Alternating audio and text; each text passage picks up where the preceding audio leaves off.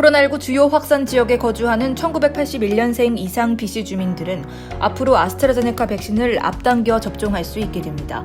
19일 BC 보건당국은 기존의 55세에서 65세의 로어 메일랜드 거주자에게만 부여됐던 아스트라제네카 백신 접종 자격을 40세 이상으로 확대하고 이번 주부터 클리닉 설치 지역을 늘려 아스트라제네카 백신 접종을 가속화할 계획이라고 밝혔습니다.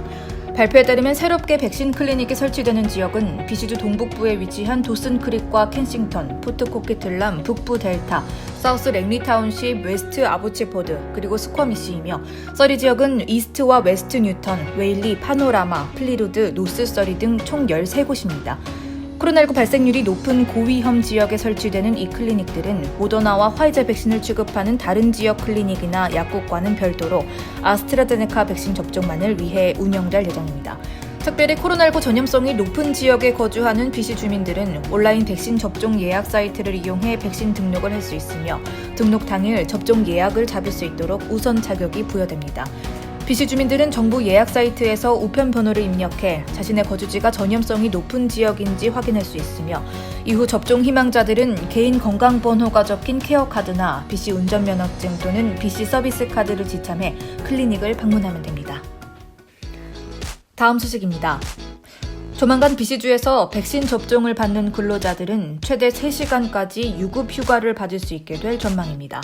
해리 베인스 BC 노동부 장관은 19일 성명을 통해 백신 접종을 받는 근로자의 유급 휴가를 보장하는 내용의 고용표준법 개정안을 의회에 상정했다고 밝혔습니다. 발표에 따르면 이번 개정안이 통과될 시 BC주의 고용주는 근무 시간에 백신을 맞아야 하는 근로자에게 접종 1회당 3시간치의 급여를 제공해야 합니다.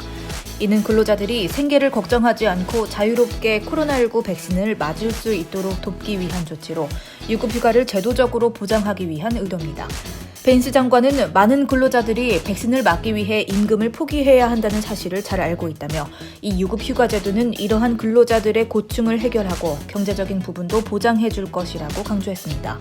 이번 개정안은 근로자들이 근무 시간에 예방접종을 받더라도 실직하지 않도록 보호하는 새로운 규정이 지난 4월 1일 통과된 데 이은 확대 방안으로 보여집니다.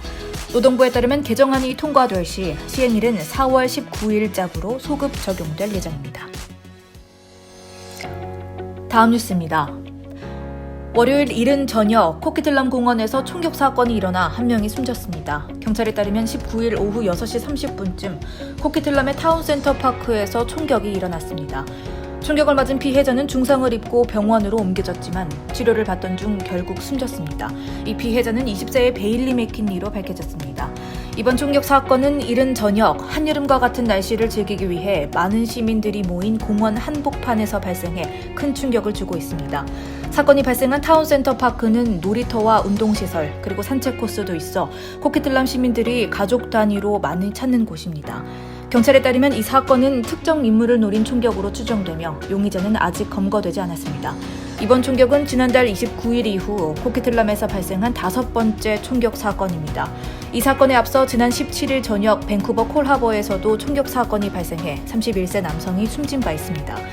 경찰은 이번 사건에 대한 정보가 있다면 코키틀람 RCMP나 살인사건 전담팀으로 연락해달라고 부탁했습니다. 다음 소식입니다. 코로나19로 인한 재정적 위기로 존폐 위기에 물렸던 밴쿠버 아쿠아리움이 결국 미국 기업에 인수됩니다. 밴쿠버 아쿠아리움 측은 15일 성명을 통해 오션와이즈가 갖고 있던 아쿠아리움의 지분 100%를 허센트 그룹에 넘긴다는 계약에 합의했다고 밝혔습니다. 수족관을 인수하는 허센트 그룹은 미국 애틀란타를 본사로 둔 공원 관리 기업으로 테네시에 위치한 놀이공원인 달리우드를 소유한 기업으로 유명하며 뉴저지와 켄터키에도 수족관을 운영하고 있습니다. 아쿠아리움은 지난해 3월 중순 코로나19 바이러스 확산 방지를 위해 휴관에 들어갔다가 그해 6월에 다시 문을 열었지만 사회적 거리두기 지침으로 인해 수용 인원을 기존의 25%로 제한해 운영해야 했습니다. 그러나 급격히 줄어든 입장 수익에 비해 7만 마리가 넘는 해양 동물들을 관리하기 위해서는 거액의 인력과 기금이 필요했고 이로 인한 심각한 자금난으로 인해 아쿠아리움은 결국 지난 9월 약 200명의 직원을 해고하고 무기한 휴관을 선택하게 됐습니다. 성명에서 아쿠아리움 측은 이번 인수를 통해 64년 전통의 밴쿠버 대표 관광지였던 아쿠아리움의 영구 폐업을 막을 수 있게 됐다며 이로 인해 아쿠아리움은 곧 관광객을 맞이할 수 있을 것이라고 전했습니다.